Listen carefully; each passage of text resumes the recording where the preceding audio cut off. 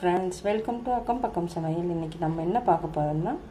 garlic bread எப்படி பண்றதுன்னு பார்க்கலாம் அதுக்கு வந்து நான் 2 ஸ்பூன் வெண்ணெய் எடுத்து வச்சிருக்கேன் சாஃப்ட்டான வெண்ணெய் எடுத்துக்கங்க இப்போ இதல வந்து பொடியா கட் பண்ண பூண்டு போட்டுக்கலாம் பச்சை மிளகாய் வந்து 2 பச்சை மிளகாய் விதையெல்லாம் எடுத்துட்டு அதையும் சேர்த்துக்கங்க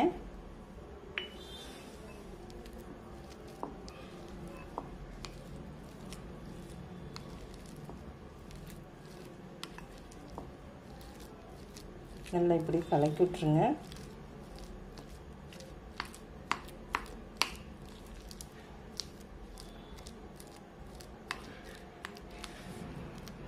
இது பாத்தீங்கன்னா பிரெட் வந்து நான் சைடு எல்லாம் கட் பண்ணிட்டு வச்சிருக்கேன் இதுல வந்து நம்ம சீஸ் அப்ளை பண்ணிடலாம்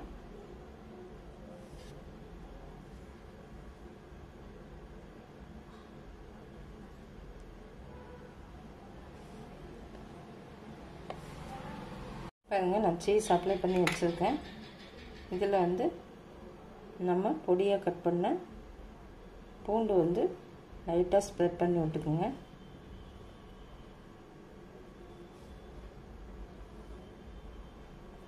இது மேலே நம்ம இந்த கலக்கி வச்சிருந்த வெண்ணெயை இதில் வைக்கலாம்